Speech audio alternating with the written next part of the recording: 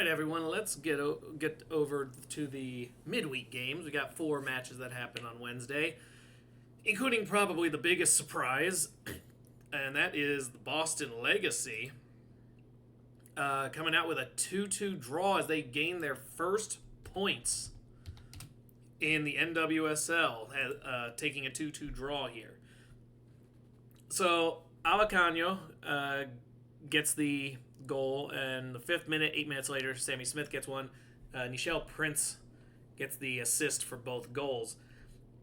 Puts Boston up early, and that's pretty well controlled for the entire first half, despite the fact that North Carolina controlled possession and took even more control of it in the second half. However, the big surprise on it came in the second half, where they were able to maintain, at least for a point. They did give up 2 goals. Danny Weatherholt got one in the 53rd, Ashley Sanchez in the 76th. But in spite of everything, they were able to hold off what was a very aggressive push from North Carolina and finally come away with that first ever point. It is official. No team is being shut out this season. But actually looking through, this is yet another statement on North Carolina, just the inconsistency. Pinned down at 9 points now, sitting on the wrong side of the top of a tie between themselves, Houston and Angel City, following these matches. It has gotten into a rough spot for them. I am curious where their points are coming from here, because that should have been a 3. At this stage, giving up points to the lowest performing team when you're trying to surge forward is not a good place to be. They racked up a few yellow cards as well.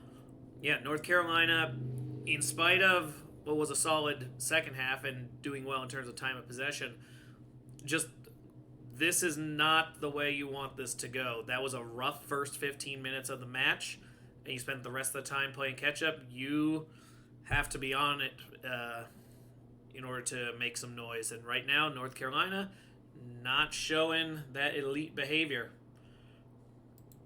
Another legitimate surprise was Washington's 1-0 win over Louisville. Now, not the actual result. I expected them to win this match. What surprised me is that they only won 1-0 and that Louisville racked up nothing. Now, this was the first 15 minutes Trinity Rodman show, getting a yellow card 10 minutes in, racking up a goal at the end of the 15th minute. And then it was very much just Washington dominating time of possession.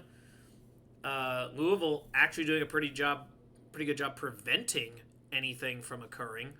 No additional goals, despite the fact they were being doubled up on shots, 5-1 shots on target. And what ended up coming through at the end of this was Louisville's potent offense just didn't have an answer for a team of Washington's caliber. But Washington not being able to get more than 1 goal was surprising, especially with how thin Louisville's defense usually is. So, needless to say, this surprised me a good bit. But this does put Washington back into the discussions for some top 3. They're currently sitting in 3rd place at 12 points. And as they enter the weekend matches, this will rear its head again. Just as we take a quick look down the pipeline here, we've got Washington going against Orlando here. I'm very curious of what we're going to need to expect from this. But for the time being, let's move on to the 3rd match. We've got Gotham coming away with a 2-0 win over Chicago. I am going to move my thing down here. There we go. All right, so Jordan Dudley scores almost immediately here, with Jaden Shaw assisting. Rose Lavelle at the end of the 10th minute gets one with Wrighton assisting. And then very similar in scope to the way the Spirit played. just rode it out the rest of the way, didn't give up any goals, dominated possession. A really efficient effort for Gotham. Again, it's one of those ones where because they were able to score a knockout punch so quickly, they didn't really have to prove anything the rest of the way. So I don't know how applicable this is for teams of higher caliber who won't just give up 2 goals in the first 10 minutes, but it is something worth celebrating for Gotham as they get multiple goals and succeed at that. They have a big home match coming up this weekend with Louisville.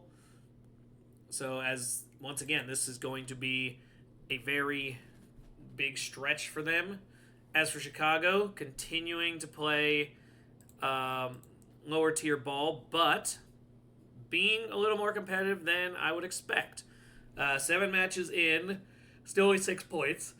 So clearly in the bottom quarter of the league, but they at least are playing matches that it feels like the teams have to take them seriously. So in that sense, I will give Chicago some credit for having improved so far this year.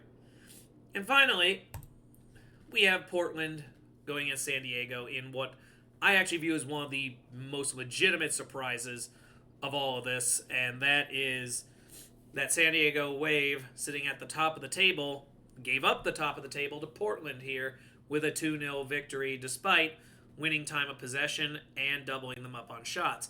This game plays out very similar to the way the Angel City game did, except where Portland beat Angel City very late in that match.